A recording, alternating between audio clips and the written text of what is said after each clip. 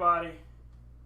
Night number 3 of NWA Mid-Atlantic Legends Fest. And I'm going to warn you right now, this is for the explicit audience. I am not censoring shit. I mean that. I'm not. You mean you're not censoring shit like take the literal shit? Well, I mean, if you're going to do that. I mean, technically, I didn't censor shit a second ago either. So. It's the reason the fucking windows are open on the 12th floor. God help us all. We dedicate this one to Fonzie. Yes, indeed. Bill Alfonso, awesome dude. Hey, you know who we have to really dedicate it to? The Mulkeys. The Mulkey. Mulkey Mania running wild. Mania. I hope everybody's doing good. Of course, the triple threat is in the house. Brian Taylor, the doctor, is in. What's up, Brian? Hi. If you didn't hear that, it was hi. Rob Hefner, the killer, is in here. What's up? What's up, bitches? And I'm Stan Grubb, of course. Man, it has been awesome this weekend. This week. Started Thursday, getting here with Q&As. Oh my goodness, talking to Jim Ross, talking to Mickey James, talking to Magnum TA, Road Warrior Animal. No, we didn't talk to him. Well, listened. yeah, that's true. We listened. A lot of that was listening. You're right. No, we did talk to some. Yeah. But not them. Got to talk to Bill after, which was really cool. Well, unless you count the time that Jim Ross walked by Stan and Stan froze, but I shook his hand. And Friends, Romans, countrymen, I promise you, you better keep your head on a swivel at an event like this because you got no idea just how many damn people you're going to see. Whether it's Jim Ross, which I was totally dumbfounded. Being on the elevator with one of the Canodals. Which we were all like, who was that? I don't know which one it was. I didn't recognize him. It was Don. Maybe it was both of them. Okay. Maybe, I don't know. Or the fact that Stan pushed the door open and walked out in front of Mickey James. In my defense, I didn't know she was walking in. Wait. But he wasn't the only one involved in that little snafu. Rob, tell the audience what you did. Before I have to tell them. Tell the people. And when she said thank you, you looked over her like, it wasn't me. it wasn't me. I wouldn't hold the door. Brian, realize you're on radio, not TV. I don't care. I was like, they can't see you. I paint a picture. You're like John Cena, they just can't see you. Hey, I feel like I could beat up John Cena right now. We got a chance to, of course, meet Velvet Sky. Velvet Sky. Who, I mean, wow. Just even more spectacular. And Bubba? You're a lucky man. No, you better get that girl up north. Yeah, really. Come on now. Well, Grease some palms or something. Yeah, she may have said it's not really how it works, but I happen to believe you grease enough palms, talk to enough people. Her adoring fans want to see her. Absolutely. That's right. Beautiful lady, though. Absolutely beautiful. Definitely. Angelina Love, gorgeous. Taylor Hendricks, Queen of Combat champion. Crazy. Amazing. Loving it. Brian, we'll start with you. I know there's a lot to pack into it, and we're going to try to do a road show on the way home. Keep it away. It's late night. So here we are. It'll be uploaded and people listen to it in the daytime. Your thoughts overall, start to finish. Thursday and Friday were fun. Not a lot of people as far as the crowd. Today sucked as far as waiting in a line for them not to do Arn, Tully, Magnum, and Baby Doll the right way. Yep. We kind of sat there for, I don't know, goddamn, probably an hour and a half. When poor Magnum was just sitting there waiting to sign autographs. They did his photo first. Then they went to Tully and Arn, and they didn't move the line. And poor Magnum must have been sitting there. So, but it ended on a high note with the matches. I enjoyed it. That was about, what, 5 hours worth? Yeah. 6 easily. to 11?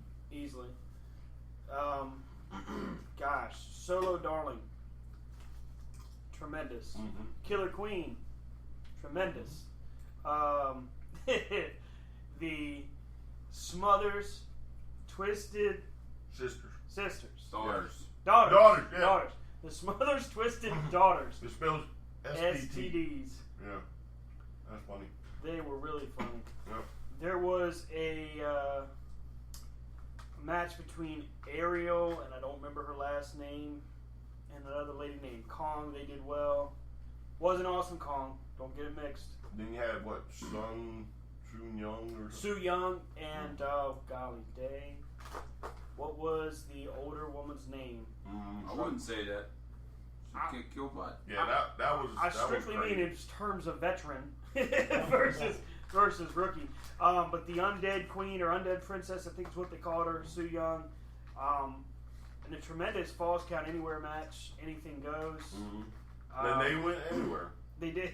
They went into the crowd, In the trash can.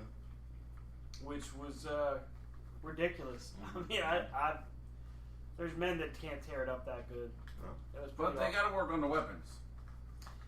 I Yeah. mean, when you go onto the ring, shower nozzle. Tape measure. What was Athletic tape. the tape measure? How does the tape measure not snap? They were talking. Oh, no. It was the older tail ones- of the tape. The older ones aren't made out of paper, and they're Surprising. more of like a heavy cloth almost. I think with the expectation when we Well, that was a problem right there. Wait, what expectation? with the expectation that I had when we first got here, I had no idea really what it was really going to be like. But I thought, hey, it'd be cool to get some pictures and be able to just get some autographs. Not really thinking that people would be so accessible and so talkative. When we met with Velvet Sky today, that was really cool to have a couple minutes of her time, talk with her. Adam Page, who was cool. You're welcome. Chase Owens. Chase Owens was cool. We got to watch Chase Owens undergo a class, well, not undergo, teach a class to some folks outside. Ricky Morton's son. A chop class. where Who won? Ricky Morton's son chopped the hell out of this poor guy's chest. Well, that's because he let him do it coming down. Yeah. Apparently, he does it every year. Good for you, kid. Keep Hey, it up. Ricky Morton's son and Bobby Fulton's son took part in a tag team action tonight. Got to say they were talented. They did well. Represented their family's heritage very well, I think. Mm-hmm. Rob, thoughts, man? Kind of start to finish, how it all ran down. I agree with Brian. Thursday and Friday were cool. I think, Saturday, with just the amount of people, and then you have the amount of legends that you have today, because there were a lot of more higher, I guess, top tier right. legends. And this is our first time, so we really can't complain too much because I didn't know what we were getting into. But talking to some of the guys in line, like when you're sitting there and you're waiting in line and you've got one picture that you bought to get autographed by Magnum TA, and the dude in front of you has 3 bags full of Magnum TA figures and autograph pictures and stuff like that. Like, granted, yeah, he bought them and he waited in line. But I think there should be special times for people like that. They should have a special vendor time. Like, hey, if you want to do this, you got to come in like that. Or here's your thought: keep the fuck out the way. Yeah, I mean, if you're gonna have that kind of stuff, you got. Or you turn around and you see the guys people behind you have one thing, and they ask you nicely, "Hey, do you mind?" Because you're still gonna get your stuff signed. Well, even when it's bad when Tully and Arn are both like, "What the fuck, Chuck?" Yeah, they were, and that was frustrating for everybody, both in line and in the room, watching people kind of butt up in the way and try to tie them up. And it's already so crowded. Well, the problem was it was crowded because they had 15,000 photo ops. Yeah. Tully with Baby Doll. Tully with Baby Doll or Magnum. Magnum with Baby Doll. Magnum with Nikita. Nikita with Magnum. Nikita with, like Iron. Iron with Tully. Iron with the cook. Iron with the Log Man. It was like Iron with the red shirt from episode 65. I don't know. The sous chef. And, it was great. But, and they just kept adding to it. But there was some miscommunication on some talent that was supposed to be here, so and didn't, or that you buy a photo op and an autograph from somebody, and then But hey, I don't want it to end on a low note. No. Today was just confusing. Like it could have been corralled better. Like just more effective. Like when you spend money to come here to see these people, you want to get the bang for your buck. Right. So. So basically, what you're trying to say is, you felt corralled, kind of like when the Mulkeys got you and Stan. That was pretty cool. We go outside. And, Y'all was bushwhacking. That's a good story, Rob. Get the look off of your face there, and bring it here. Not there. Here. It was fine. It was one of those times where we walked out after the matches tonight, and the matches were great. Yeah, they were. Queens of Combat, they've delivered. The main event, Angelina Love and Taylor Hendricks. Yeah. Like, oh my God, why are they both not in WWE? I got no why idea. is Angelina Love not in WWE competing with giving Becky Lynch some quality talent on SmackDown? And thanks for the reply back on Twitter. Yes, that was very cool. Thank you. Like you all brought it, like. Oh yeah. And the whole card brought it, with Queens of Combat, and then the second show, George South doing the typical heel, the typical '80s heel. That little bastard. I thought he was a good guy when he come out. But it was a good time, a good show. So I landed on that. But then after the matches, we're walking outside for Stan to pollute his lungs and the rest of the air, and making an unsmart choice by smoking. But anyway, did I say that out loud? Yeah, you kind of put that out there. It's in the stratosphere now. It's in the atmosphere. Well, Stan smokes like a chimney. In the Twittersphere. Anyway. The Twittersphere. But we're standing out there, and then all of a sudden, here come the Mulkeys. Only one of them. Only one of them. Yeah, which one was it? Was it? I believe it was Randy. No, I think Randy's the heavier one. Okay. One of the Mulkeys came outside. Right. And we said, it's a Mulkey-Mania. Right. And then I opened my mouth and said, hey, another cool shirt. He's like, well, you can have one. Well, I don't have any. I just happen to have some right here. So we were able to get a last-minute photo with both Mulkeys, and both of us get a shirt. Now, they did tell Brian to take that fucking Bullet Club shirt off. He didn't do it, but in true to sweet me, I didn't do it. I didn't cave to him. You didn't give in. I didn't give in. Peer pressure. There was a guy at the event tonight, Ethan Case, who did a combination of finishers that was ridiculous. He did an RKO. He did, I'm not even sure what the other two were. The last one was like a fall-away suplex or something. Yeah. With Paige hitting the mat face first. Right. I don't even know what it's called. That was pretty sick.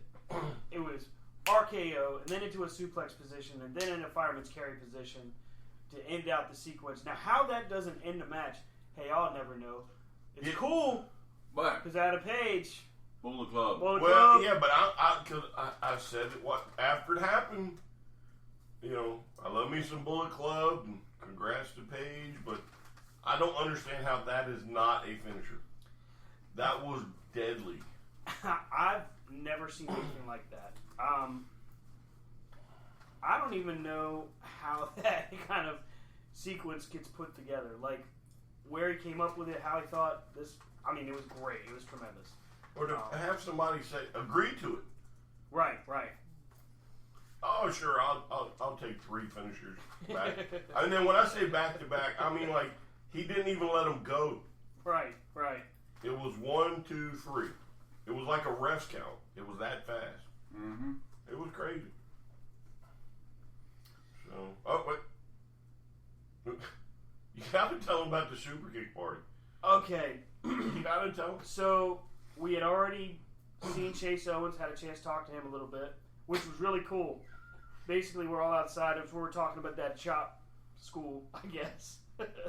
Little class on chops that they held outside. Anyhow, we're talking to him, and he says, all I got to do is throw it up. The 2 Sweetby sign, and everybody cheers, which was dead on. So, we're at the show tonight. Now, wait a second, though. Wait a second. In a normal wrestling territory, possibly. Right. But we're in the South. Right. And apparently the Bullet Club, not too represented in the South. I was really surprised at the small amount of Bullet Club shirts. I was kind of expecting more. I think I counted 6 tonight. Counting us 3. 3 of us, yes. And then you had the guy with the camera. Right. The guy in the New Japan. Yeah. We don't care about that guy. Then you had I guess 7. I guess 7.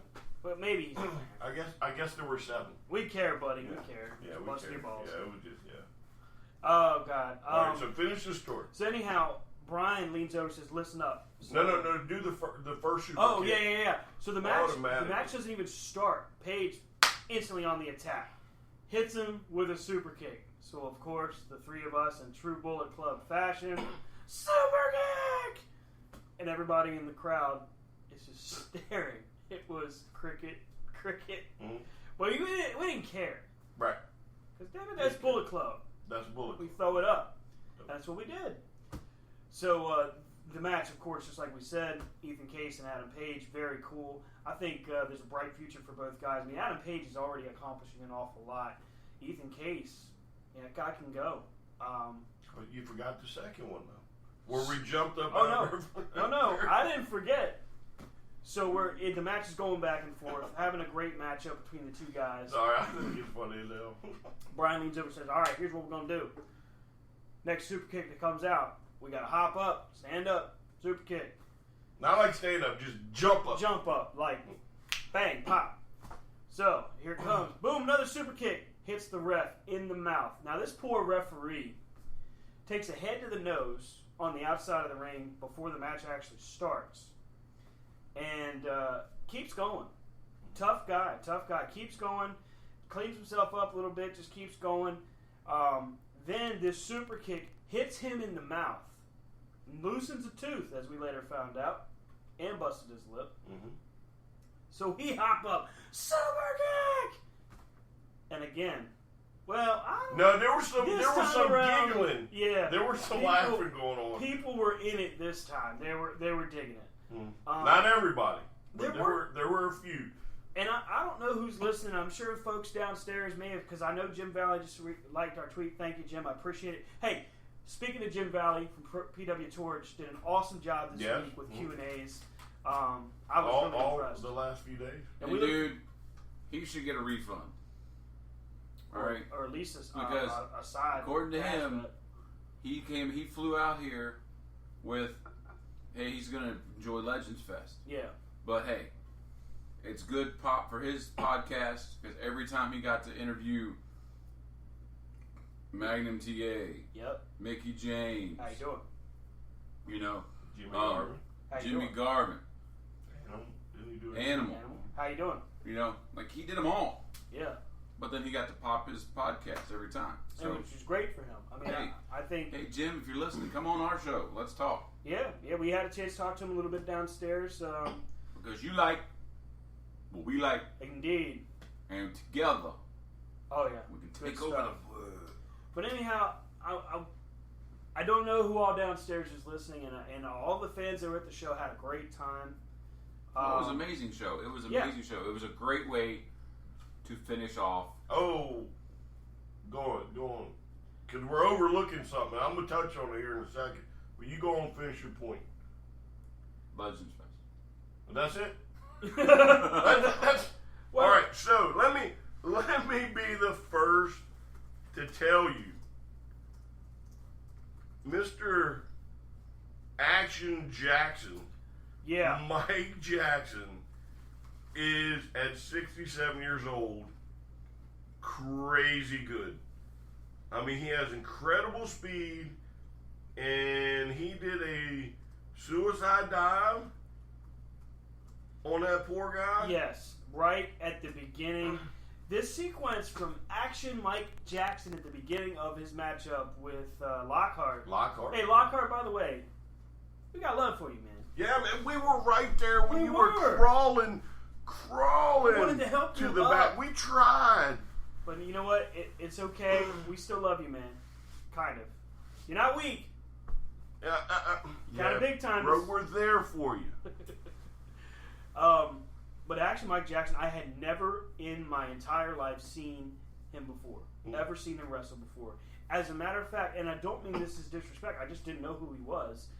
We're walking through, the convention. All of these people are there, and I was already slow on the uptake as it was with people walking by. He shook my hand a couple times, talked to him a little bit about how cool it was. I knew his name because Eddie Lane has told me about him a little bit. That's all I knew. Watching him tonight was damned impressive. 67 years old, and this man moving around the ring faster than some guys we see in WWE today, and better and smarter. Incredible. Between him and Lockhart, had a great matchup. There was a matchup between Cauliflower Brown and Raphael King. Both of them very talented individuals. The manager for Raphael King, very talented. I really enjoyed that entire matchup. This card was well put together. We've seen some shows that have kind of struggled and crawled along, but this show was well put together. Good pace. George South took on a guy. This is what I was getting to. I don't know who's listening downstairs. Just because a wrestler looks like, I don't know, Neville, doesn't mean that the appropriate chant is Neville. And I mean this with all due respect. I know you were trying to get under George South's skin, and that's the goal, because George South was indeed a heel tonight. But what bothered me was, there's a time where your chants and your cheers are there to be goofy and have fun, and then there's a time where it's almost like you kind of, we talk about it a lot from time, well, not a lot, but from time to time, almost like you're just kind of bringing the attention to you rather than to the match. And that kind of bugged me, but I kind of got over it, because as they kept going, I kind of loosened up and just kind of kept drinking my beer and enjoying what they were doing. So, I think after a while, you either get in with the crowd or you sit and be grumpy. And there were no grumpy people there tonight. It was pretty cool. Yeah, it was.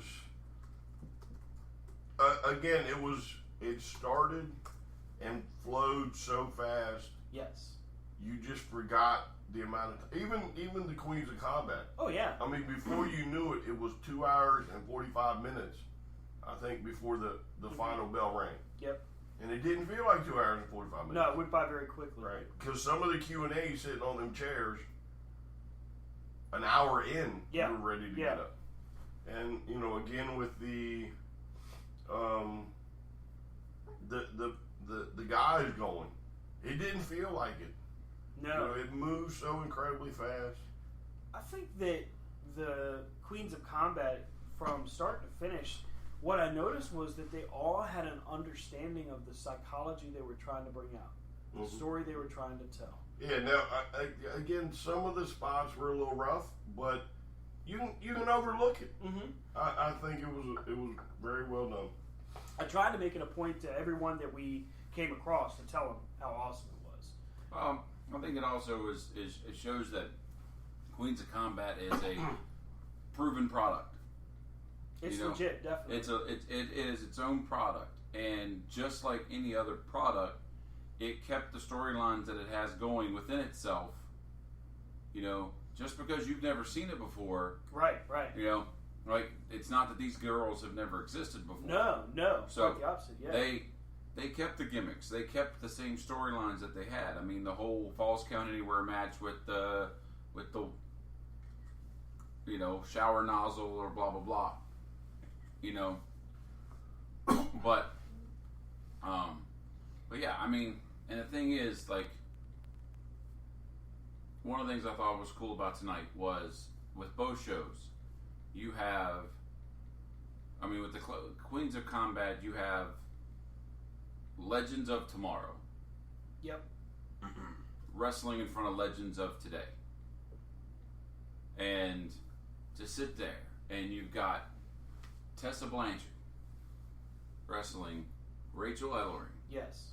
In front of Tully Blanchard. Yeah, that was Magnum TA. Yeah.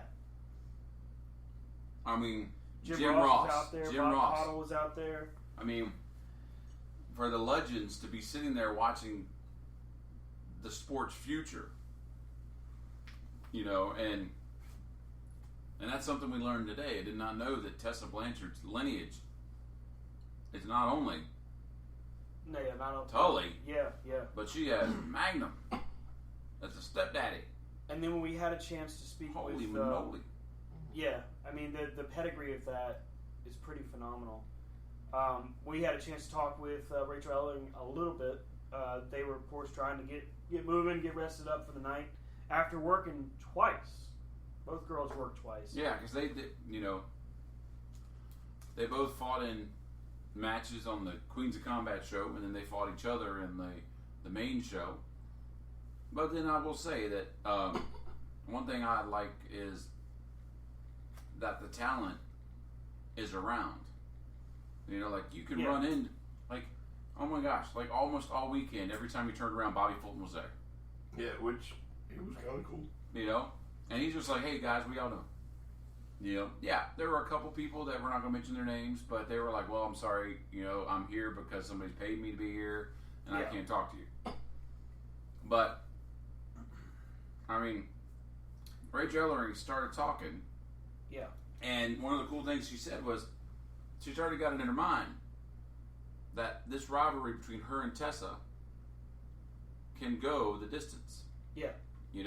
It could be the Dusty and Flair, right, or the Dusty and Tully of this generation. Yeah. And of because women's wrestling. they have the lineage. Mm-hmm. How has it been? I mean, then you got Ric Flair's daughter. You got Charlotte already in the WWE. I mean, you've got this potential of the history of the business to keep going. I mean, the Now, I'm not saying they need to be pushed right up to the main roster. I'm saying they need to hone their craft. They've got the skills. Yes. They just need to polish it. They not saying that it's not good. I'm just saying you don't want to rush the product, because how many times you see somebody that looks good, has the lineage, right, gets thrust up there. I mean, David Flair. Yeah, that's true. Do we need to think any further? They threw him up, and what happened? Snoochie boochies. I mean, that's all I can say. I think in his case it was too much too soon. I mean, and you put him with snoochie boochies. Well, hey, nobody's looking at you now. I guess you can only go down from there, right? What? I would say this with Rachel Ellering and Tessa Blanchard tonight. They sucked us in. Like we were into it. And when Rachel Ellering took a bump off of the top turnbuckle, and what we thought was hurt her knee, it's 25, 30 minutes, an hour. Got it. The men's show was what, 2 hours tonight? Probably. Okay, so it's 2 hours later, maybe less than that. And we we go up, we talk to Rachel Ellering, and she's telling us about how they think they can really bring it and go to NXT and be almost like Sami Zayn. Sami Zayn and Kevin Owens, which I completely agree with, by the way. And I'm so wrapped in. I'm like, hey, how's your knee? Are you all right? Because it was just, that's how good the match was, and I love that. You know, I hate when I post shit and I fuck up the post. Oh, you did all right. It's out there now. You did good. I'm proud of you, brother. The It's Bullet Legends Club Fest. has brought it out of you. Yeah, He love has it. tweeted. That's like Well, I did the Charlotte and Sasha. I've got the vapors. Oh, Thunder Kitty. The 95-year-old grandmother. Oh, yeah. Oh, my God. No, I think I've seen her before. I think I've seen her on YouTube or something before. Well, I know Eddie has seen them perform. I know Shane Knowles has seen them perform. Speaking of, had an awesome opportunity to talk to Shane Knowles and sit down and chat with him. That was really cool.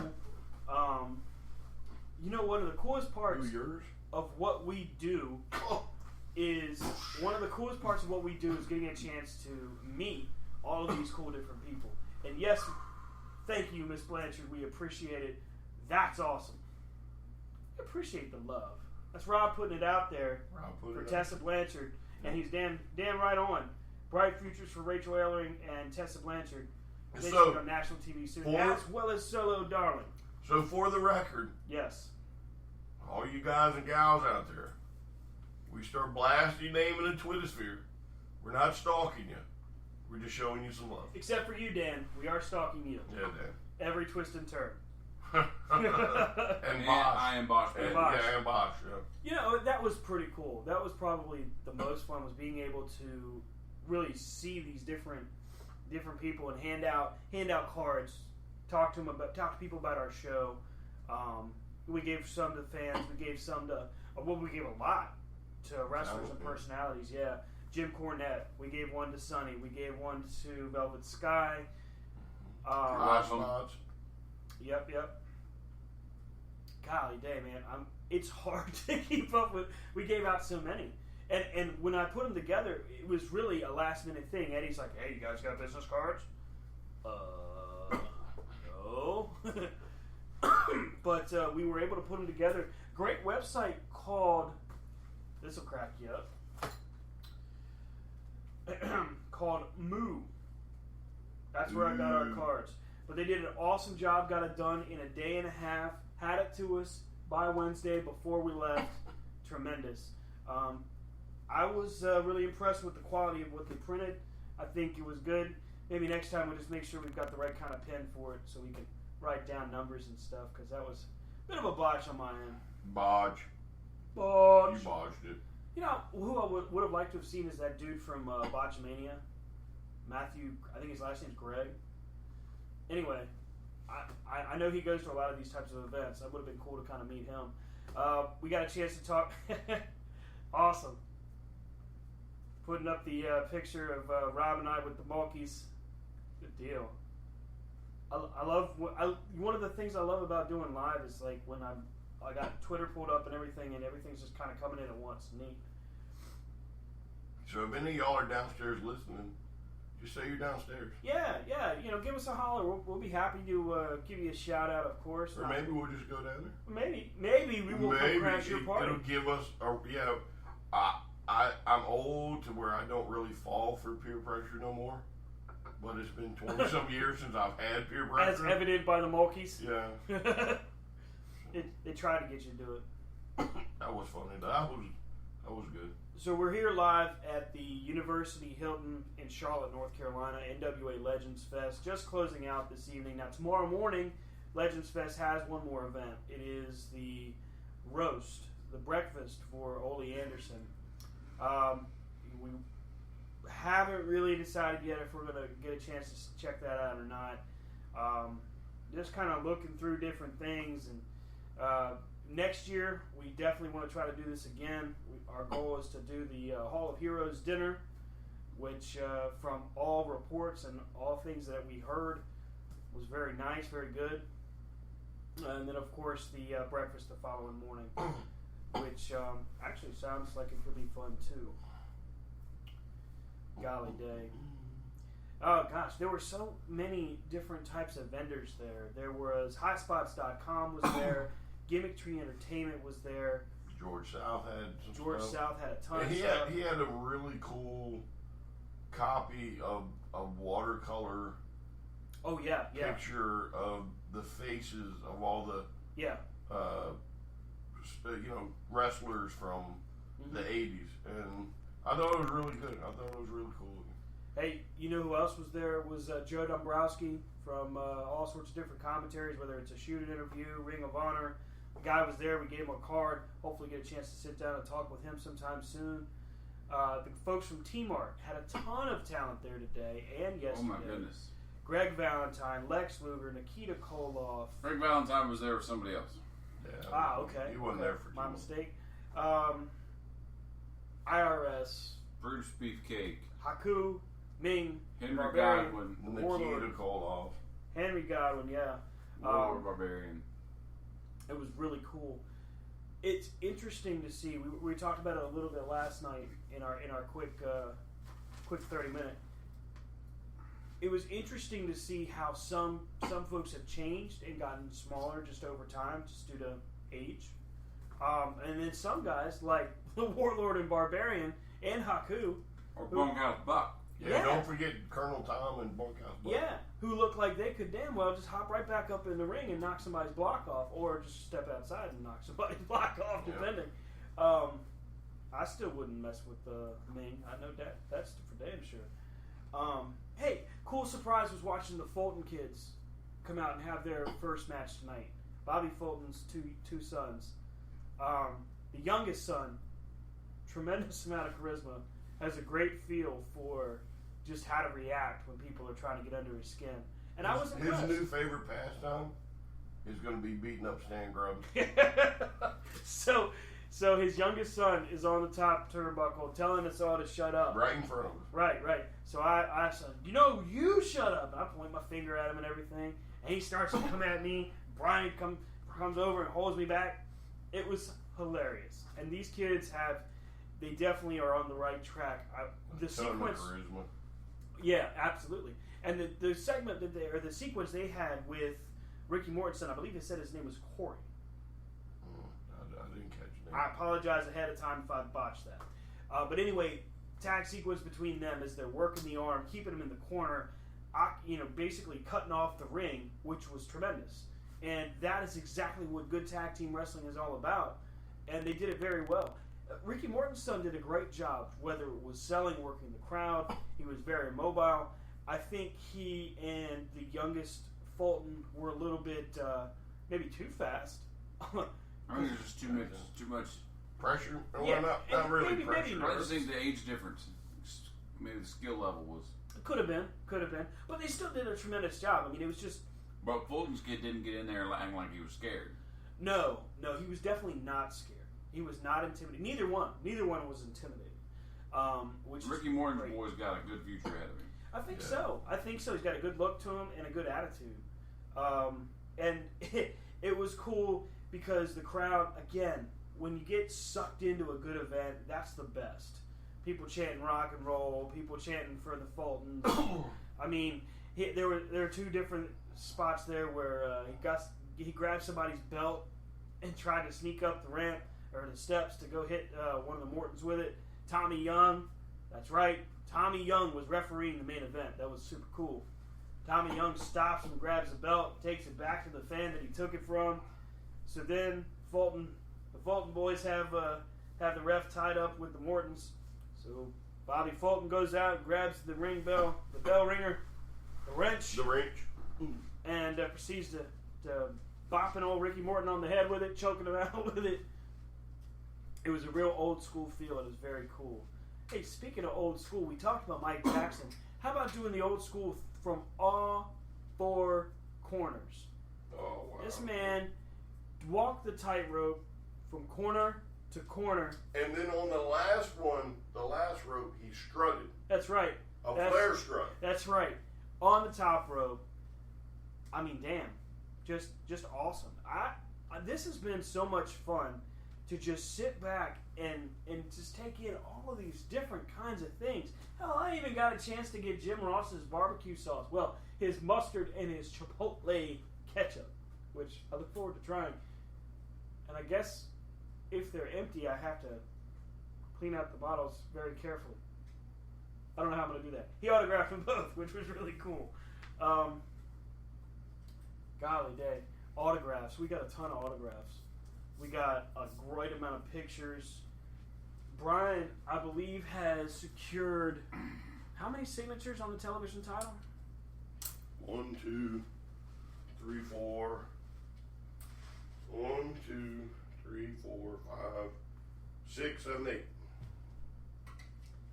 That, out of all the champs that were here, the only two that he's missing was Valentine and Paul Jones. And Paul Jones was a victim of the forever line. Yeah. The forever line today. And the breakdown in communication. Yeah, I mean, for next year, and I know that Greg Price hears this a lot, probably every year. There's always something that can be improved upon. I would just think maybe communication between your volunteers and your workers, your staff, and your talent that can help to get the lines maybe a little bit better organized. But also, I mean, you're taking a gamble with the kind of crowd you're going to get. It's going to be large, going to be small. You don't really know. But you try to plan, and you should probably plan for the biggest one. And I'm sure he does. It's just, it was very frustrating. That's probably the most frustrating part of today. I mean, past couple days weren't too bad. Thursday was great. Friday was really good. Today was tougher because just navigating the crowd, and also... Well, today was the biggest day for autographs. Because this is the day that Adam Page was there, and the other people were there. And, yeah, definitely. You know, and so there were many more opportunities, you know, and so... Yes. Granted, when you're planning an event like this, there's only so much you can do with the talent you have. Right. I mean, you can't... Obviously, if he's going to do multi-times and multi-days with Tully and Iron, you're going to have to pay them. They're not going to just sit here and go, all right, that's fine. You know? Yeah. But if you're listening, here's an idea I came up with while standing in the forever line. Okay? Photo ops. Wait, you mean the one for the elevator? No. The forever line of autographs. Yeah. Right, because what they decided to do was they took all photo ops first. Which, hey, I didn't get any photo ops, so you know, we ended up getting a Midnight Express photo op, which was cool. And I lucked into a Jim Ross photo op, but because Stan bought the Chipotle ketchup. But you make it 3 lines. You put your autographs in one line. You put your autographs and photo ops in one line. People that bought both, because what they were having to do is these people got in line for a photo op, and then they were having to go get back in line at the end for autographs. So, and then you have your autographs in one line, your photo ops and autographs in one line, and then people just doing photo ops. Yeah. And you take the first 10 or 15 people doing photo ops only. Boom. Then you take the next 15 people that are doing autographs and photo ops, so they can get their photo op, and then the talent goes and sits down. After they sit down and sign the stuff, you bring in the next 15 to 20 people doing autographs, because autographs usually move faster than photo ops. Right. You know? But... Well, the other problem is they would do these photo ops, and you would get 3 or 4 lines that would form because nobody was there to keep everybody in line. And then, like for Magnum, you know, they even said, you know, last call for Magnum, and nobody walked up. So then they come back after waiting 10 minutes. Then they come back and holler for Magnum again. which then brings more people up front. And then you get people that are like, oh, it's, R and Tully, and they just stand in the doorway. And they're not being moved out. They're just, again, creating lines that are going nowhere. And instead of taking their butts to the back of the line,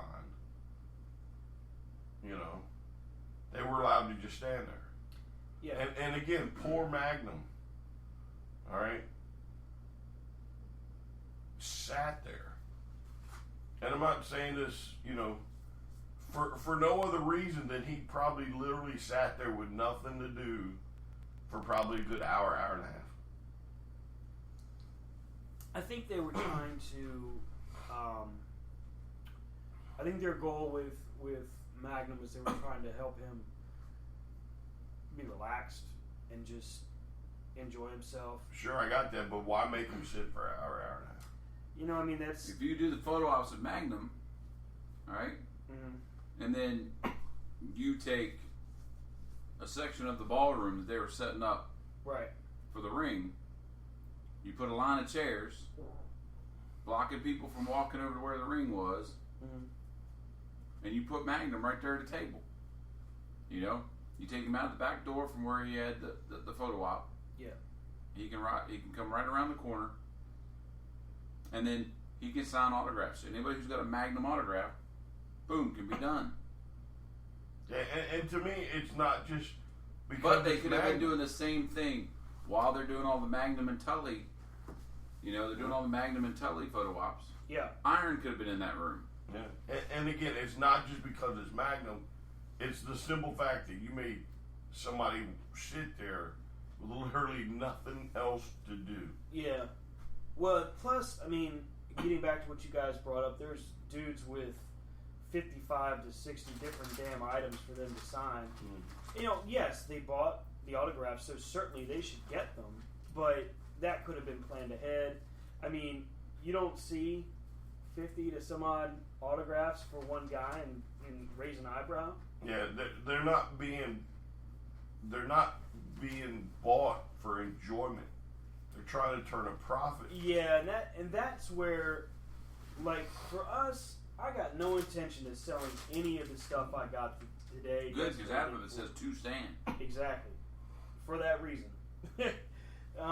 Like the belts, that's for my collection. For the photos, that's for my memories, These guys that go in here, and I get it, everybody deserves to be able to make a living, but it's frustrating for a fan that I've never met, Arn Anderson and Tully Blanchard.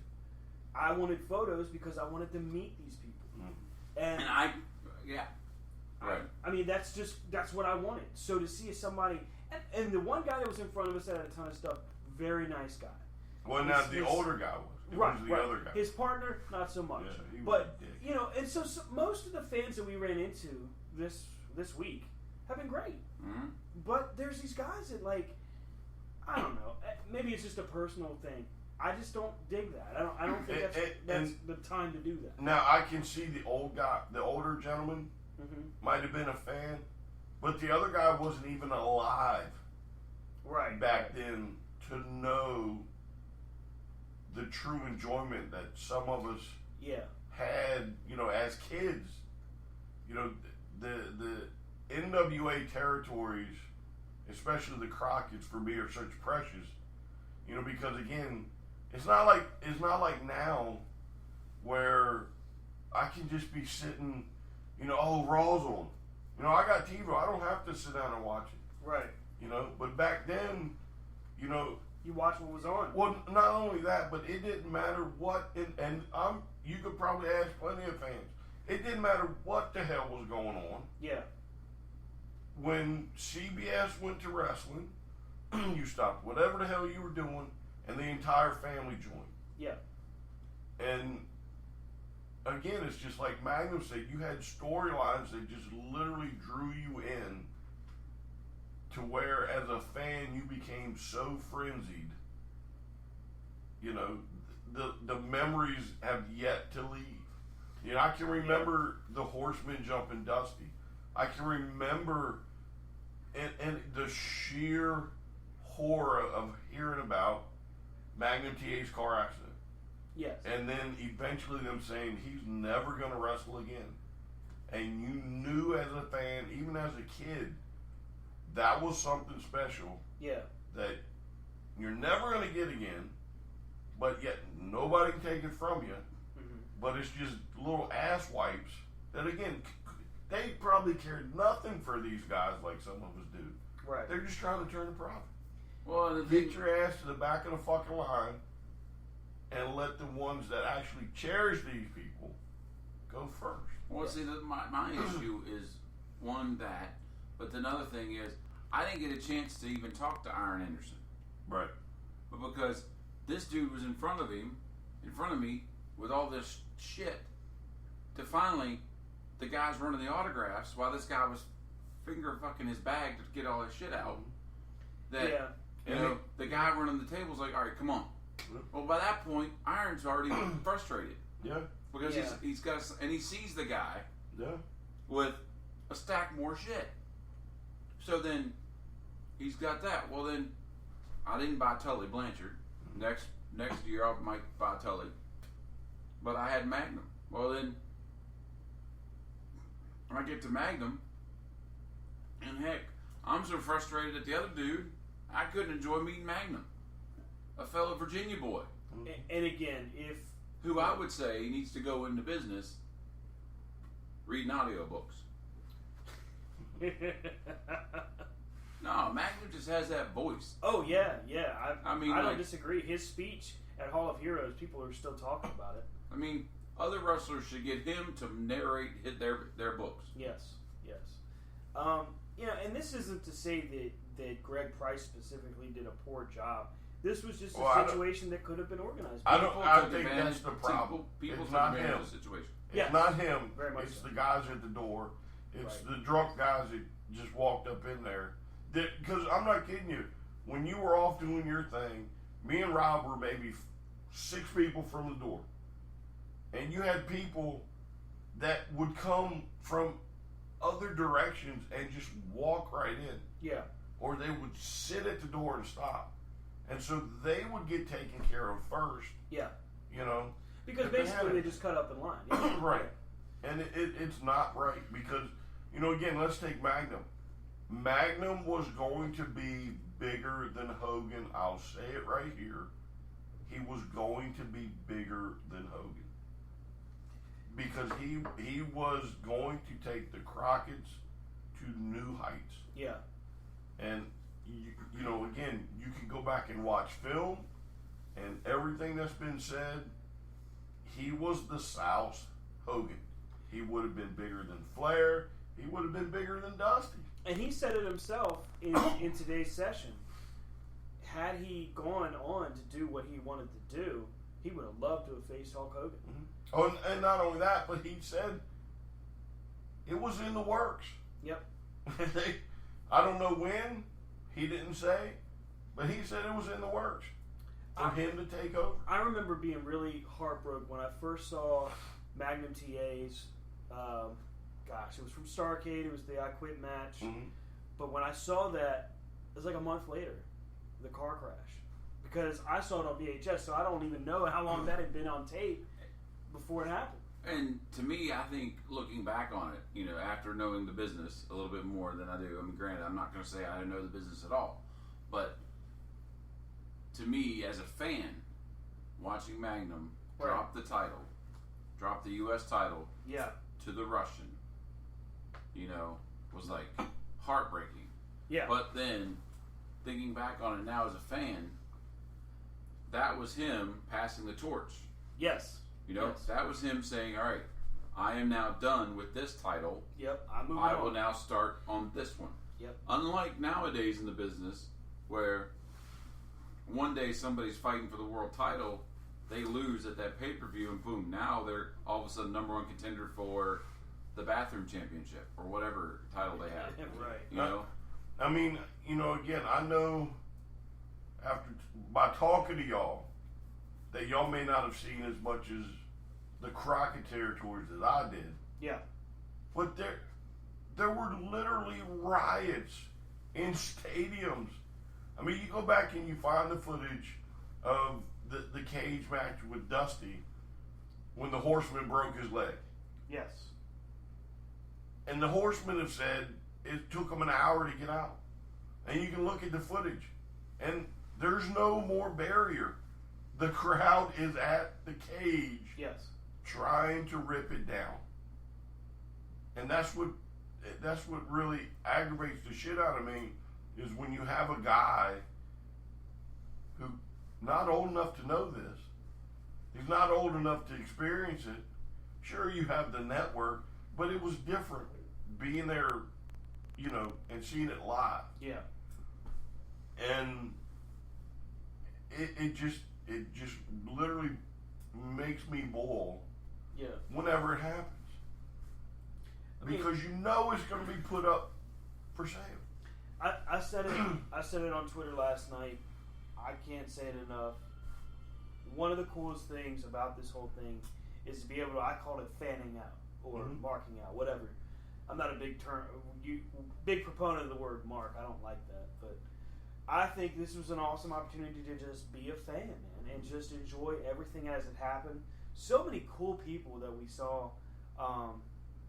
Cool conversation with Hurricane Helms, who I had a chance, and I walked up. It was my fault. I walked up to him the first time, and I was like, "Oh man, hey, I would love to talk to you." I gave him one of our cards, and I'm just shooting the breeze with him.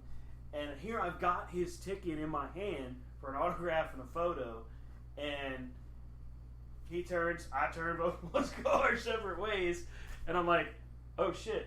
I still got the autograph and ticket, and honestly, I was frustrated because I didn't want to bother him. He's talking to all sorts of different people, and well, let's back up. Who's he talking to? He was talking to Wildfire Tommy Rich. He's talking to Wildfire Tommy Rich, and so Stan is scared of Tommy Rich. Hey, so the way he was yelling at Tom Pritchard, you were scared too, and it was just too. funny. I'm not scared of Wildfire. I just loved it because it was just showing back in the day just how the promos could be cut. Yeah. I mean, nowadays you could have Rusev sit next to whoever, and they wouldn't dare cut a promo. Right, like that. right. Oh, speaking of somebody else whose name starts with an R, I'm shocked that Velvet gave such mad love to Russo. Yeah. For supposedly creating a beautiful. That was crazy. So we're talking to Velvet Sky earlier this afternoon. You're welcome. No. You're welcome. You were the mechanism that we used to get back over there. Make no bones about it, kid. So we But get you over talk there. to her first. Oh, I got that. You got that. But we conned you into going back over there to give us a reason to go back over there. So we're telling Velvet, man, we so gotta get you on beautiful. WWE. She's so beautiful. We gotta get you out there. Can't wait to see you and Angelina there. Just talking to her, and Brian was remarking that WWE tried to rip off the beautiful people with Late Cool and all that. Yeah, they did. Where are they at? Well, one's retired. Oh yeah, they're both retired. Anyway, come to find out from Velvet Sky that apparently the beautiful people was Russo's idea, and it was under his direction that this all took place. Don't tell Cornette. Yeah, don't tell Jim Cornette. Which, if you get an opportunity to see Jim Cornette live for the Cornette experience, I strongly encourage you think I cuss? That's why this is the Holy unfiltered. crap. Jim Cornette experience, Brian was blushing 10 minutes in. Yeah. That would be great to be able to just sit down and talk to him. Unfiltered like that. Yes. Yeah. That's definitely a after hours edition of But I will Cornette say type this. interview. He, hands down, was probably one of the most approachable people Oh, yeah. at Legends Fest. Definitely one of the nicest guys there. Not that anybody was truly rude. I didn't really run into somebody that was really just plain rude. No, I mean, and again, I'm not going to say rude because I understand why they're here. Mm-hmm. Nikita had, I don't know what you call him, handler or whatever. So you couldn't really approach him Right. Some of them off were the table. approachable. Right. But however, at the table, They were great. he was fantastic. I mean, Yeah. Nikita even prayed with people. Yes. And it was truly amazing. And he signed my my belt, and it's got a verse on it. Yeah. It was great. Sunny is another one. Oh yeah. If she was in the hallway, you couldn't really get to her. And I don't blame her. I'm not saying nothing about it. But when she was at her booth, you could walk up to her and talk to her, and it was great. Talk to her about her book. Mm-hmm. She even had her DVD there, which actually kind of surprised me. But if you read her book, I gotta admit, Sonny, if you're listening, I did skip around. If you read her book, she talks about doing the video, and we are going to have an opportunity to speak with her. We are starting the process of getting a lot of contacts made in setting up as far as possible interviews and such. But anyway, and here's the thing to remember, people. Like, if you come on our show, like if you're just listening to the episodes to hopefully figure out who we are, what we do. Right. We're not one of those fan podcasts that's just going to sit here and try to dig up the dirt. Right. And talk like the business. We just want to get, like, if you have a product that you want to push, like Sunny was talking about, she's got a new album coming out. Oh, Mickey James. Mickey James got an album coming out. Sonny might be a little shocked. I do. What? Really? She's got a project coming up.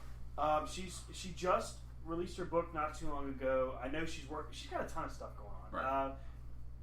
TeamTammy.com, I think is what she called it. Anyway, Tammy said Sonny has a website. We will start plugging that. You were saying, sir. I mean, it was cool because if you look at her book, she talks about how, she thought while it was at first, why would she want to do it? Why would she want to get into making an adult film?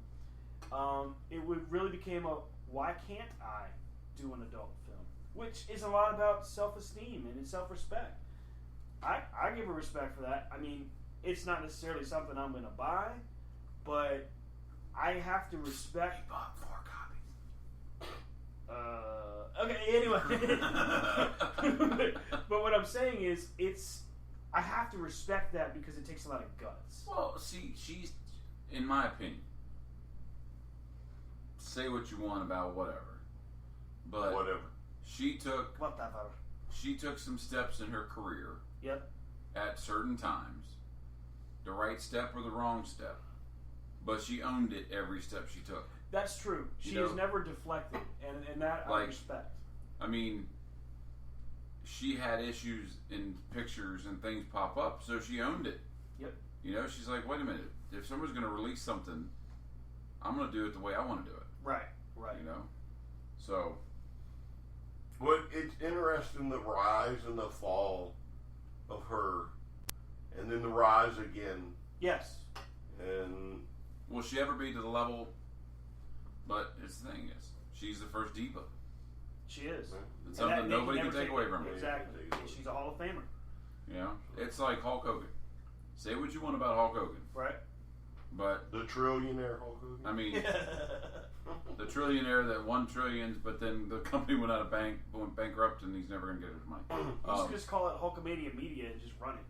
That would be fun. Because it'd be running wild. Brother. Hey, but even Magnum TA this morning said that you have to recognize, and Animal, you have to recognize. That's the TNA. That's the question that I forgot, the Q&A. But, I mean, that's the thing. Whatever he did in the past is past, and don't condone it, don't agree with it. Here's the thing. You can't ignore what he did for the business. Exactly. That's the thing. Personal life is whatever. Like, you see it all the time in other sports, in other genres. I can ignore Hogan. Yeah, but look at all the other stars out there. Even if he gave me the big boot when I come around the corner, I would still ignore him. You'd sell it just like Shawn Michaels. Yeah, just like I would oversell it. I would roll down a flight of stairs. I mean, he could give me the big boot. I would run to the end of the hallway backwards, roll down the stairs, and then when I got down to the bottom, I roll back up. I got to take the leg drop. If I'm gonna take the big boot, I got to take the leg drop. But I would still ignore him. I'd be like, "What the hell was that?" Well, I mean, I think taking him out of the hall was a little bit much. I mean, come on, man. When you look at all the things that different people have done, if we're just doing a direct comparison, look at what Sonny has gone through. And they're going to put China in. Look what China's gone through. Look what Snuka did. Yes, another great example. I mean, Jimmy Snuka. hello. But and therein lies the point. Yes, it's wrong. Yes, he made a stupid mistake and said a dumb thing. But does it mean it's really what he believes? I don't think so. But, and my comment wasn't meant to get off the whole Legends Fest. So let's get back to that. Right. I mean, it's like you got one thing that was neat that I've seen in these different Q&As is like one thing I learned today that I didn't know is Magnum. Magnum had already, before his accident, he had already decided that he wasn't going to wrestle past the age of 30. Yep. Yesterday, Jimmy Garvin had said he wasn't going to wrestle past. Oh, where's George South? Yeah, look out! Here comes a claw. George South going to kick It's not a submission, dummy. It's a pin move. No, that was funny. That's a new hashtag. It's not a submission. It's a pin. Is that like hashtag Ric Flair's penis? But we can't take that one though. That's Jim Valley's. Yeah, that's Jim Valley. I gotta give that to Jim. That's Sorry, Jim Valley's or Jim Cornette's hashtag Ric Flair. No, Tony Trending Giovanni's. worldwide. I did say that Stan needed to get the Twitter handle on that. Well, Ric Flair's penis and what was the other one? Jimmy Garvin's hair. Jimmy Garvin's hair. Or bald head or something. Really? The dude asked some. Never mind. Hey, somebody actually asked Jimmy Garvin to do the hair strut without his hair. Yeah, but again, it's so iconic to anybody in the South. I guess. I mean, listen, Jimmy Garvin is a very underrated performer. Yes. I mean, he had it all. He had a run with Flair. That for whatever reason the belt went to Ronnie instead of Jimmy. Yeah. And he admitted to it. He didn't care. Well, not that he didn't care. He did what he wanted. Yeah. And he knows it ultimately cost him. Right. But again, he isn't. If you go back and watch the network, you can find all types of Garvin footage. Garvin is one of my all-time favorites. And that little strut when he had that little frizzy, long hair, curly black hair, yeah, was crazy. Yeah. And he did it when he was a good guy. He did it as a bad guy.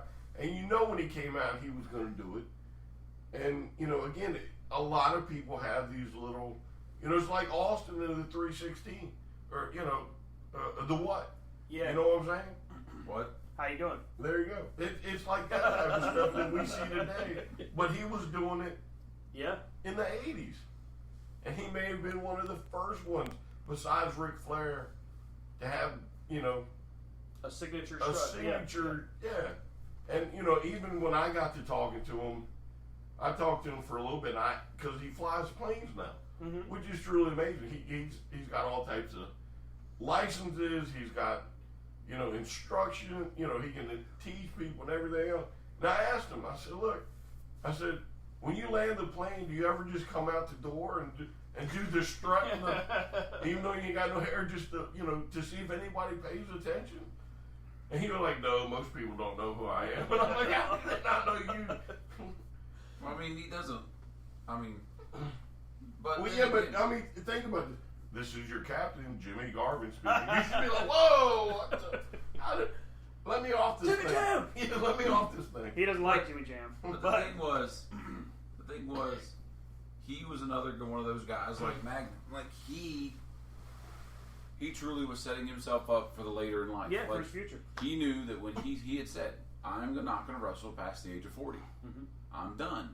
So then he made it. He liked flying, so then he made it so that when he was done, he was done. Yeah. And you can definitely see the turn. Like, he wasn't supposed to be at Fan Fest today. But guess who popped around the corner? Yeah, that was cool. Mr. Jimmy Garvin, who lives in the Charlotte area. It was like, well, hell, he was probably sitting at home going, you know what? I had such fun with them guys from corner to corner. I'm going back over here to see That's them. right. This just in, folks. Adam Page has liked the tweet. Too sweet me, bro. Too sweet me, bro. Too sweet me, bro. Now, wait. I'm gonna have dreams of Too Sweet Me Bro. And by the way, I did get 2 official Too Sweet Me Bros. Yes, he did. He did get 2 sweetmeats from Adam Page. One on the way in and one on the way out. You know, something I just thought about. You didn't get a Too Sweet Me Bro? Super kick? No. Wonder what the TSA people do when Adam Page goes through the airport with the noose in his luggage. You know, Sir, we'd like to ask you a couple of questions about your luggage. Does he have to have a signed note from like the promoter, like this is really a gimmick? I'm not planning on hanging anybody on the plane. God, I should just run around and. Rob is down. Man down! Oh, mama, no! That man's got a family! Stop the damn match! Dear God, he's dead. They killed him! They killed him! Now, the thing I like about the Super Club, or the Bullet Club, Super Club! y'all got me on Super Kick. I mean, they're technically bad guys. But everybody loves them. But not just that, they're good workers. Yes. They win some, they lose some. Yep. But their fans are their fans, and they interact with their fans. Yeah. Well, the thing was funny was he hit a super kick right off the bat. Yeah. So then we're like, super kick. Well, then the other guy, Ethan, hits a super kick too. Yeah, we're like, that's not a super kick. That's only a good kick.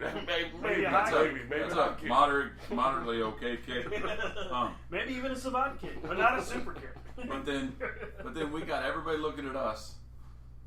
Again. So we went into business for ourselves. Again, the corner to corner crew steals the limelight as he does a super kick again, and we do the over the top super kick. Again, we went from seated to up in the air. And we got to get the video just for that. I'm going to have to find it. And here's the thing, guys. The layout of the ring, I will say that this was a cool experience because where else can you get as close to the action as here? Mm-hmm. And the golden seat circle or whatever, actually it's not technically a circle, it should be, a golden square or a rectangle. Now you're just getting in that whole square circle thing. But, could be an octagon, it could be a square. Anyway, somebody just dropped their lunch in the hallway. Or the late night. Don't open the door. It could be paid out. Oh, you want a super kick? That'd be awesome. You turds, quit talking about me. The truth is, Adam Page is probably already at the airport. Right. That's fine though. He gave me a moment, and that was really cool. But you were close to the action, like literally. In one of the matches, Adam Page literally threw Ethan Case into the front row. Yes. Well, that was fun. But look at the hardcore match on Queens of Combat. Yes. When they didn't do it once, they did it twice. And almost hit a little kid. And then they made somebody get up out the seat. Yes. And then one time there's a kid sitting there marked out in the John Cena gear. Mm-hmm. Yes. And just enjoying it. And somebody in the fan says, "Throw John Cena at him!" Cena's kid out. Not only that, but by the time they were done, this kid literally, he couldn't have been no more than 6, 7, 8 at the most if he was a smaller kid. Where the father literally would have to grab him by the arm as he started to make the run for the ring. He was terrified. Oh no! There was a couple times though that he started to make a mad dash for the ring, and the father's literally like just trying to stop him. When Su Yung hit the mist, that kid was terrified. Yeah. He didn't move until that show was done. At that, he was terrified. Hey, how about the guy with Ricky Morton that got taken back to his seat by security? Because not Ricky Morton, but Bobby Fulton. Yeah. Fulton comes out, hops out the ring. Now he climbs the front row. Yeah, gets all up in this guy's face. Another guy just pointing, and I'm not positive it was a plant, but if it wasn't, Well, if it wasn't, then security needs to work on their tactics. game. Maybe you take him out. Well, I don't even know if they had security. No fan should ever get that close. Granted, we couldn't get any. I mean, at no time, at some time, they couldn't stop us. But here's the thing: I'm not taking a super kick for real from Adam Page. Oh, I would. I would do it To just get say that I caught did on it. video? Oh, Yeah. and I would sell that motherfucker like a champ. I mean, You I wouldn't have a would choice. jump like 4 rows back. I mean- Whoa! You wouldn't have a choice because I have a feeling he'd kick you for real. I'd probably be screaming super kick as my arms were flipping. I mean, that referee took it right out of the mouth. Yeah. And then when I got too sweet me, bro. Instead of the thumbs up on the stretcher, Brian's doing the too sweet me, Too bro. sweet me, bro. Now again, though, I mean, we were in a corner, Yeah. maybe 2 feet from the ring, Go figure. Corner to corner was in the corner. as the Knights combatants came to the ring, and it's like Angelina Love. When she came out, she did get there wasn't a lot of cheering going on for her. Kind of surprised me. I guess they like Taylor Hendricks better. But, you know, I jumped up, I cheered, I high-fived her, and she walked out in front Yeah. when she was going to make a beeline for the Yeah. ring. Anyway, yeah. So corner to corner was there to welcome the talent. You Oh, know? we welcome. And we kicked a few of them out, too. And they're right like heart. I tried, bro. You turned your back on corner to corner. Big timed us. Yeah, you did. I will say that he was playing it up all Oh, no, night. yeah, It was funny. Well, he had his mom over with him. Mama, they booing me. Mama. Call your mama. And now he was a very good performer, Very good. and he did play a part. But it was funny just watching him literally crawl on the floor Yeah, to the back. to yeah. the back.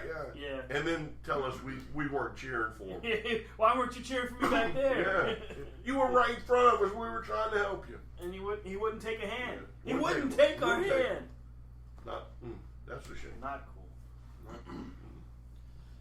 Well, we're coming up on the close of it. We've had such an awesome time. And now, The end is here.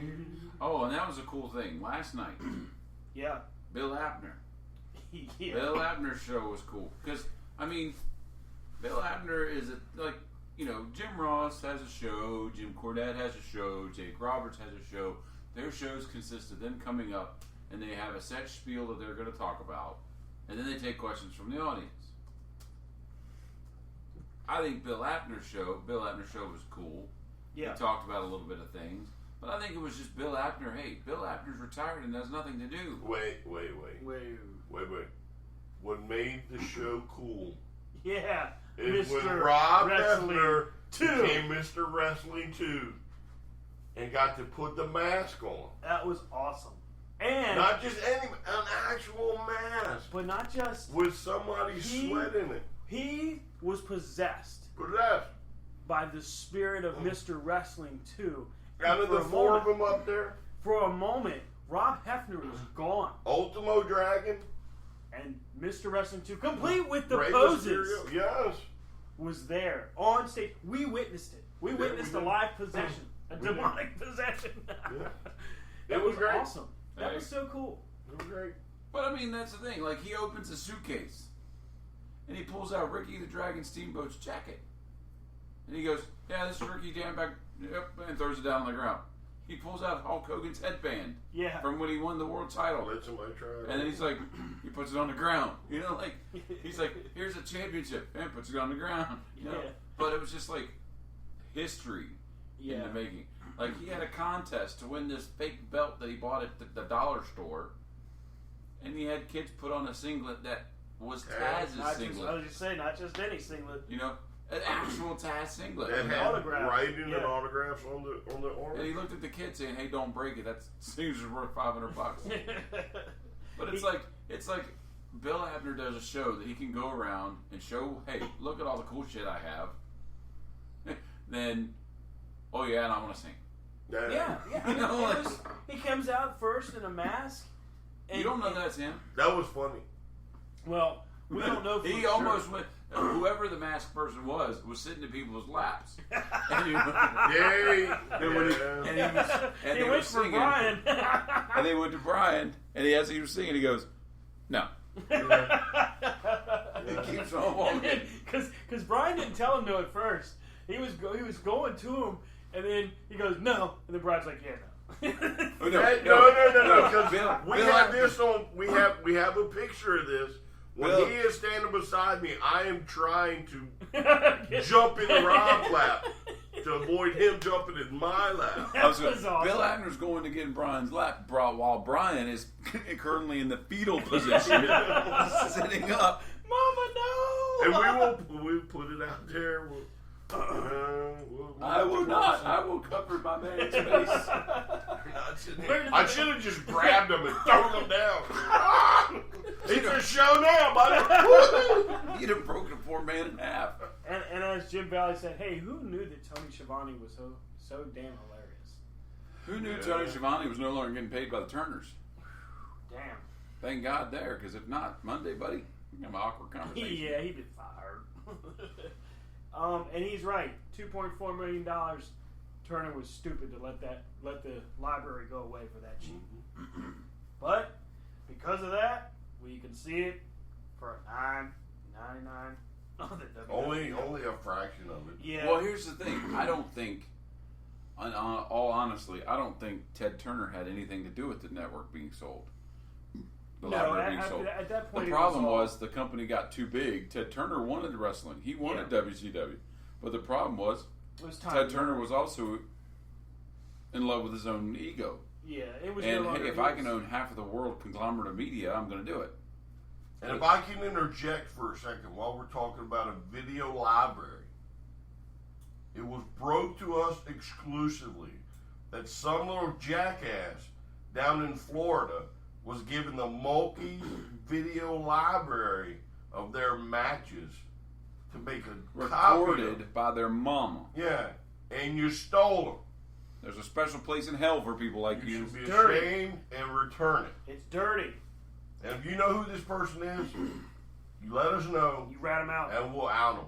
Because you know there's somebody out there that has been hanging out with a friend that has Mulkey footage. Who has Mulkey footage? Nobody. And again, this is what I'm talking about earlier. Yep. With these guys, just like Mike Jackson, they didn't win matches. They were brought on to simply Mike Jackson, enhance the junior heavyweight champion. Yeah, but I'm talking about like they didn't win a lot. The U.S. U.S. Thank you. He didn't win a lot on the Crockett TV. You know what I'm saying? So those wins are very cherished by those people that are fans. I like the Monkeys, and that's just fucking wrong of you reaching an agreement with them and stealing their shit. Yeah. That's wrong with anybody, but taking something that's irreplaceable to them, that's something they could pass to any children they have. And that's footage that's no longer available anywhere. Right. You know, and it's like if somebody took your family photos, how would you like it if you stole their footage? How would you like if somebody took your family photos and said fuck it and threw them away? That's the worst part about it is they just got rid of them. You know, I didn't see them on a shoot table that everybody else had. I didn't see the Mulkey shoot video. That you rotten little shit. I'm just saying, if you're in the professional wrestling business, don't run off your mouth.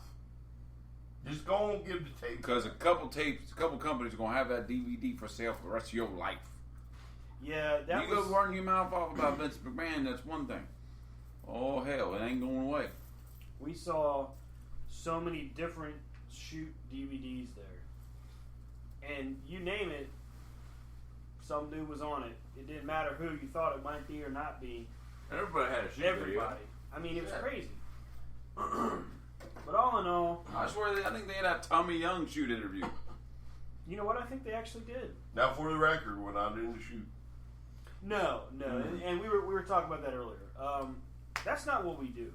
If you come on our show, we treat you with respect. Right. We respect your character. We respect your career, and you talk about what you want to talk about. we've talked to Del Wilkes. Our goal wasn't to tear anybody down. It was just to tell the story and to talk. In about my what they did. defense, Stan said, "Hey, ask him about WCW." Now I will say this: I didn't realize that by asking him about And I'm WCW, like, "Hey, how'd you like your time in WCW?" Well, I kind of hated it. Thanks a lot. But you know what? That wasn't necessarily a bad thing either. Prepared for the root canal with no code, no vacation. He was. Well, would you consider that the root canal, or the time, or the other one where I just kind of hung your ass out to dry and locked you up?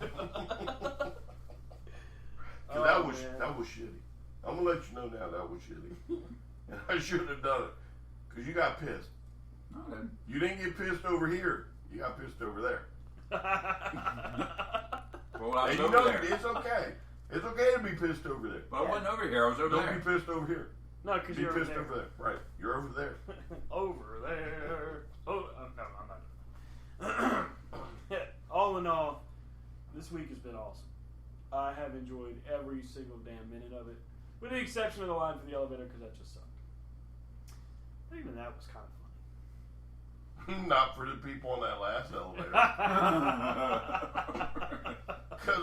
Because I'm going to have to admit, Rob can be, sometimes he can be vocal. And the one guy standing right beside him at the back of the elevator, I was watching him. He didn't want to hear it. He didn't want to hear it. No. That's right. They were glad to be away from us. But you know what? That's what you get when you get. But the best part was, who was playing off of me? Mr. Mulkey. The Mulkey. Yes. We had a Mulkey moment. This is brought to you by Mulkey moment. Yeah, again though, I think I'd love to have a sit down with Jimmy Garvin, but now after just a couple of minutes with the Mulkeys, that would be fun to just like go to an amusement park with them all day or something, Yeah. Just goof off. It's like vacation, the first vacation, you're gonna break into the amusement park, you're gonna ride the roller coasters till the cops show up, you're just gonna have a shit good time. I mean have a shitty good time? No, a shit good time. What the hell's a shit good time? You never had a good time when you shit? No. Not really. No? What about when your belly's all boiled over and just a bubbling and you just let it out?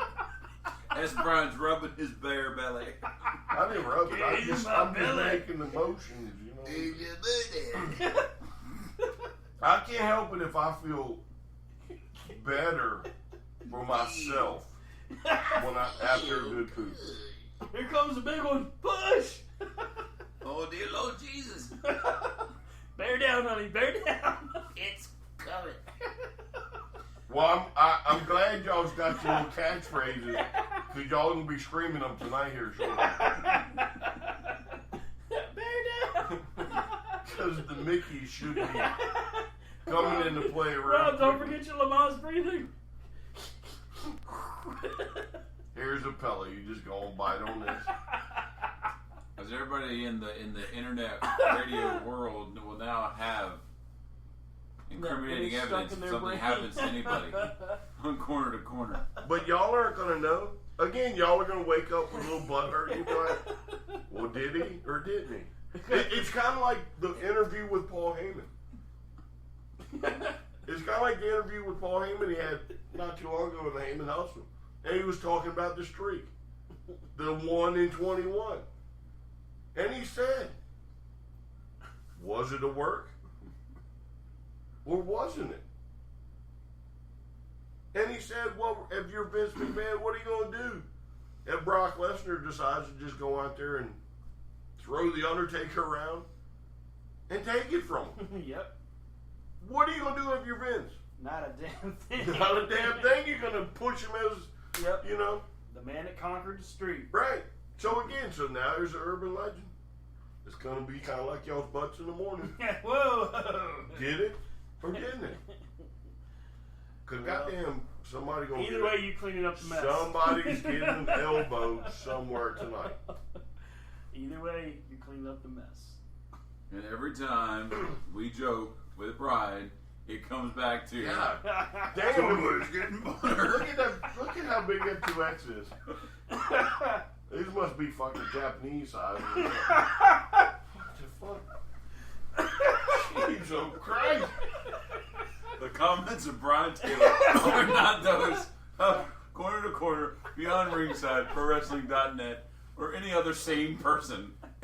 I bought a damn parachute. That's what I bought. Jump, Brian, jump! I can fly! I believe. Too sleepy hoe. That's your suitcase. Oh, damn. Alright. Well, You all can't tell, but Brian is now approaching Stan on the edge of the bed. it's getting uncomfortable. I'm getting closer and closer to the window. I got my Mickey Mouse cross. Oh, Yes. they're all fucked up too. Enzo, he's let you down. He's wearing Crocs. Enzo wears Crocs. Don't let fool you. I can't do that little foot shuffle. Rob, How you doing? where can they Oh, find you? you know we were doing that too, and people were laughing at us. Yes, we did the how you doing bit, and it did get over. So that was cool. Rob, where can they find you on social media, brother? Same place they find me every week. At Rob Ebner, or RDHUWP. Oh, As he falls down. on the microphone. You're not super kicked around. Where are you going? I don't know. Brian is on a mission. Brian, where can they find you, sir? Uranus. Oh, not It's a for planet. long. It's a planet. I'm just saying. Not for long. Could be Uranus, could be Pluto, could be Neptune. I don't know. Leon's on your stars now. You can find me in Chunky, Tennessee.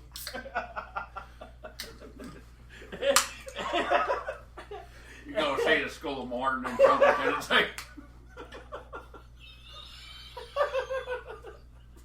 Alright. It's that time of night where everything's funny. There's only two STRC buildings there in Kentucky, Tennessee. We're in a hotel. STRCP 21 We're in a hotel, for dildos. Brian. Again, it goes back to And I can be found at Stand from Krypton. Nobody The cares. show, the show can be found at C2C Radio Show. Oh my God, a hush is falling over the crowd. How you doing? Folks, thanks again for joining us. We will attempt to get some opportunity to do a road show on the way home. Can't guarantee it, just kind of depends on how traffic and time is. Thanks In again fact, for, Stan just doesn't do it. thanks for listening. Thanks for checking us out. And hey, if you're catching us from downstairs, thanks for joining us right here. Yeah, Right Stan here. goes through the window. At NWA Legends Fest, Mid-Atlantic. The time, the end is near. It's time. That's what we need to get for the ending. Go home.